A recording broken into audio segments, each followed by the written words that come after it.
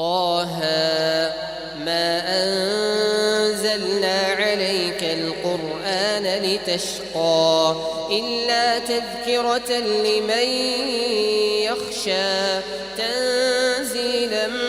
ممن خلق الأرض والسماوات العلا الرحمن على العرش استوى له ما في السماوات وما في الأرض وما بينهما وما تحت الثرى وإن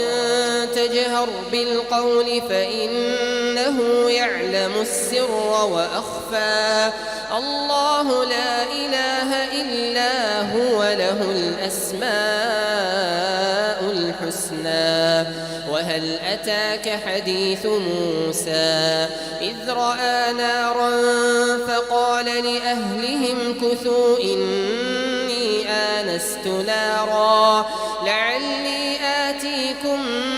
منها بقبس أو أجد على النار هدى فلما أتاها نودي يا موسى إني أنا ربك فاخلع نعليك إنك بالواد المقدس طوى وأنا اخترتك فاستمع لما يوحى إنني أنا الله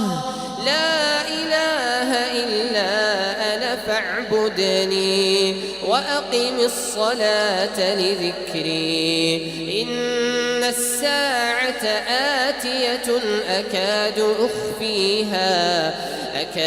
أخفيها لتجزى كل نفس بما تسعى فلا يصدنك عنها من لا يؤمن بها واتبع هواه فتردى وما تلك بيمينك يا موسى قال هي عصاي أتوكأ عليها وأهش بها على غنمي ولي فيها مآرب أخرى قال ألقها يا موسى فألقاها فإذا هي حية تسعى قال خذها ولا تخف سنعيدها سيرتها الأولى واضمم يدك إلى جناحك تخرج بيضاء من غير سوء آية أخرى لنريك من آياتنا الكبرى اذهب إلى فرعون إنه طغى قال رب اشرح لي صدري ويسر لي أمري واحلل عقدة من لساني يفقه قولي واجعل لي وزيرا من أهلي هارون أخي أشدد به أزري وأشركه في أمري كي نسبحك كثيرا ونذكرك كثيرا إنك كنت بنا بصيرا قال قد أوتيت سؤلك يا موسى ولقد مننا عليك مرة أخرى إذ أوحينا إلى أمك ما يوحى أن اقذفيه في التابوت فاقذفيه في اليم فليلقه اليم بالساحل يأخذه عدو لي وعدو له وألقيت عليك محبة مني ولتصنع على عيني إذ تمشي أختك فتقول هل أدلكم على من يكفله فرجعناك إلى أمك كي تقر عينها ولا تحزن وقتلت نفسا فنجيناك من الغم وفتناك فتونا إذ تمشي أختك فتقول هل أدلكم على من يكفله فرجعناك إلى أمك كي تقر عينها ولا تحزن وقتلت نفسا فنجيناك من الغم وفتناك فتونا فلبثت سنين في أهل مدين ثم جئت على قدري يا موسى واصطنعتك لنفسي اذهب أنت وأخوك بآياتي ولا تنيا في ذكري اذهبا إلى فرعون إنه طغى فقولا له قولا لينا لعله يتذكر أو يخشى قالا ربنا إننا نخاف أن يفرط علينا أو أن يطغى قال لا تخافا إنني معكما أسمع وأرى فأتياه فقولا إنا رسولا ربك فأرسل معنا بني إسرائيل ولا تعذبهم قد جئناك بآية من ربك والسلام على من اتبع الهدى إنا قد أوحي إلينا أن العذاب على من كذب وتولى قال فمن ربكما يا موسى قال ربنا الذي أعطى كل شيء خلقه ثم هدى قال فما بال القرون الأولى قال علمها عند ربي في كتاب لا يضل ربي ولا ينسى الذي جعل لكم الأرض مهدا وسلك لكم فيها سبلا وأنزل من السماء ماء فأخرجنا به أزواجا من نبات شتى كلوا وارعوا أنعامكم إن في ذلك لآيات لأولي النهى منها خلقناكم وفيها نعيدكم ومنها نخرجكم تارة أخرى ولقد أريناه آياتنا كلها فكذب وأبى قال أجئتنا لتخرجنا من أرضنا بسحرك يا موسى فلنأتينك بسحر مثله فاجعل بيننا وبينك موعدا لا نخلفه نحن ولا أنت مكانا سوى قال موعدكم يوم الزينة وأن يحشر الناس ضحى فتولى فرعون فجمع كيده ثم أتى قال لهم موسى ويلكم لا تفتروا على الله كذبا فيسحتكم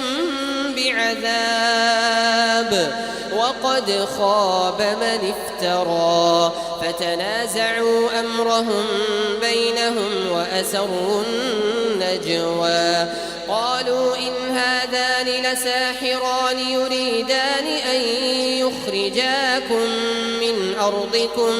بسحرهما ويذهبا بطريقتكم المثلى فأجمعوا كيدكم ثم أتوا صفا وقد أفلح اليوم من استعلى قالوا يا موسى إما أن تلقي وإما أن نكون أول من ألقى قال بل ألقوا فإذا حبالهم وعصيهم يخيل إليه من سحرهم أنها تسعى فأوجس في نفسه خيفة موسى قلنا لا تخف إنك أنت الأعلى وألق ما في يمينك تلقف ما صنعوا إنما صنعوا كيد ساحر ولا يفلح الساحر حيث أتى فألقي السحرة سجدا قالوا آمنا برب هارون وموسى قال آمنتم له قبل أن آذن لكم إنه لكبيركم الذي علمكم السحر فلأقطعن أيديكم وأرجلكم من خلاف ولأصلبنكم في جذوع النخل ولتعلمن أينا أشد عذابا وأبقى قالوا لن نؤثرك على ما جاءنا من البينات والذي فطرنا فاقض ما أنت قاض إنما تقضي هذه الحياة الدنيا إنا آمنا بربنا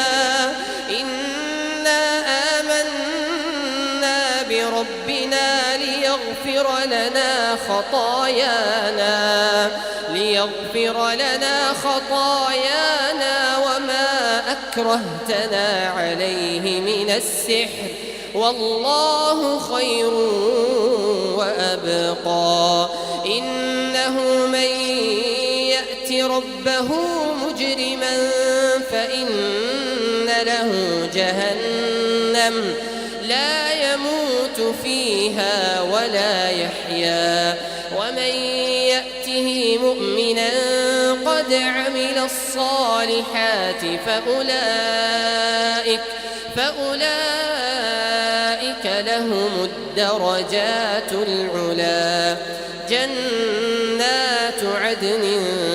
تجري من تحتها الأنهار خالدين فيها وذلك جزاء من تزكى ولقد أوحينا إلى موسى أن أسر بعبادي فاضرب لهم طريقا في البحر يبسا لا تخاف دركا ولا تخشى فأتبعهم فرعون بجنوده فغشيهم من اليم ما غشيهم وأضل فرعون قومه وما هدى يا بني إسرائيل قد أنجيناكم من عدوكم وواعدناكم جانب الطور الأيمن ونزلنا عليكم المن والسلوى كلوا من طيبات ما رزقناكم ولا تطغوا فيه فيحل عليكم غضبي ومن يحلل عليه غضبي فقد هوى وإني لغفار لمن تاب وآمن وعمل صالحا ثم اهتدى وما أعجلك عن قومك يا موسى قال هم أولئك على أثري وعجلت إليك رب لترضى قال فإنا قد فتنا قومك من بعدك وأضلهم السامري فرجع موسى إلى قومه غضبان أسفا قال يا قوم ألم يعدكم ربكم وعدا حسنا أفطال عليكم العهد أم أردتم أن يحل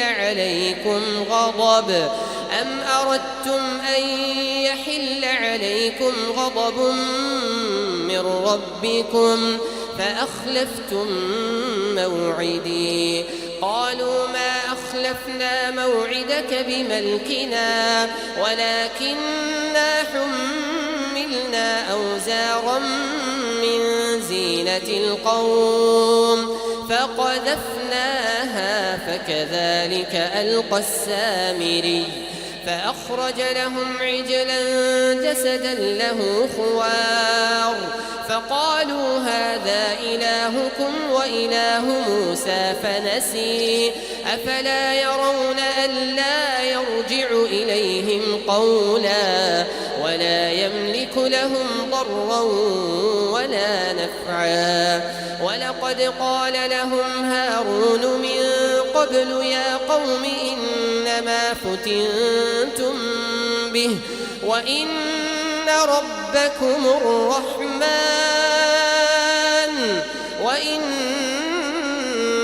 ربكم الرحمن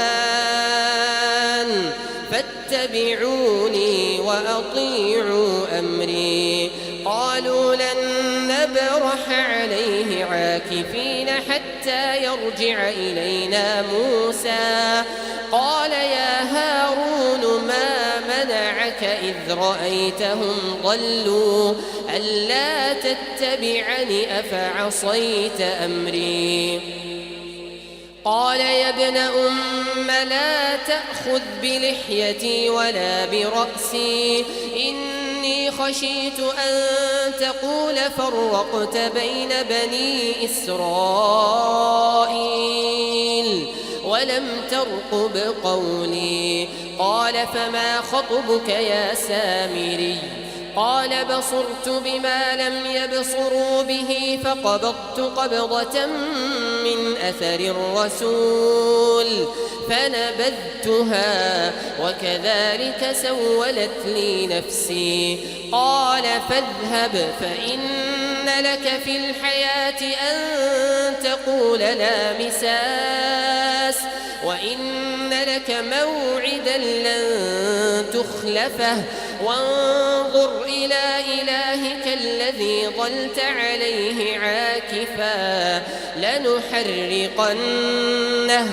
ثم لننسفنه في اليم نسفا إنما إلهكم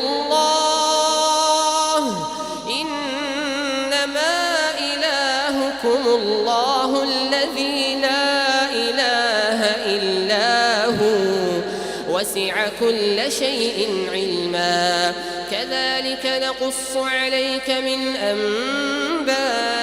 ما قد سبق وقد آتيناك من لدنا ذكرا من أعرض عنه فإنه يحمل يوم القيامة وزرا خالدين فيه وساء لهم يوم القيامة حملا يوم ينفخ في الصور ونحشر المجرمين يومئذ زرقا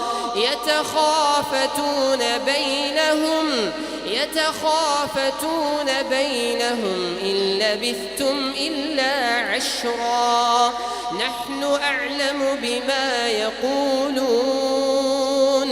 إذ يقول أمثلهم طريقة إن لبثتم إلا يوما ويسألونك عن الجبال فقل ينسفها ربي نسفا فيذرها قاعا صفصفا لا ترى فيها عوجا ولا أمتا يومئذ يتبعون الداعي لا عوج له وخشعت الأصوات للرحمن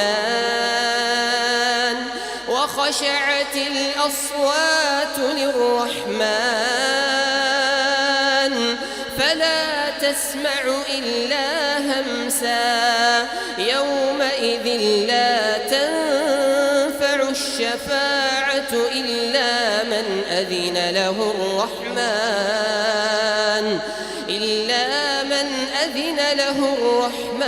ورضي له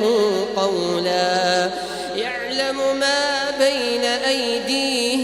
وما خلفهم ولا يحيطون به علما وعنت الوجوه للحي القيوم وقد خاب من حمل ظلما وعنت الوجوه للحي القيوم وقد خاب من حمل ظلما ومن يعمل من الصالحات وهو مؤمن فلا يخاف ظلما ولا هضما وكذلك أنزلناه قرآنا عربيا وصرفنا فيه من الوعيد لعلهم يتقون أو يحدث لهم ذكرا فتعالى الله الملك الحق ولا تعجل بالقرآن من قبل أن يقضى إليك وحيه وقل رب زدني علما ولقد عهدنا إلى آدم من قبل فنسي ولم نجد له عزما وإذ قلنا للملائكة اسجدوا لآدم فسجدوا إلا إبليس أبى فقلنا يا آدم إن هذا عدو لك ولزوجك فلا يخرجنكما من الجنة فتشقى إن لك ألا تجوع فيها ولا تعرى وأنك لا تظمأ فيها ولا تضحى فوسوس إليه الشيطان قال يا آدم هل أدلك على شجرة الخلد وملك لا يبلى فأكلا منها فبدت لهما سوآتهما وطفقا يخصفان عليهما من ورق الجنة وعصى آدم ربه فغوى ثم اجتباه ربه فتاب عليه وهدى قال اهبطا منها جميعا بعضكم لبعض عدو فإما يأتينكم مني هدى فمن اتبع هداي فلا يضل ولا يشقى ومن أعرض عن ذكري فإن له معيشة ضنكا ونحشره يوم القيامة أعمى قال رب لم حشرتني أعمى قال رب لم حشرتني أعمى وقد كنت بصيرا قال كذلك أتتك آياتنا فنسيتها وكذلك اليوم تنسى وكذلك نجزي من أسرف ولم يؤمن بآيات ربه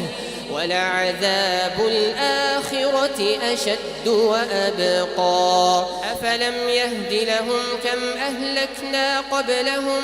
من القرون يمشون في مساكنهم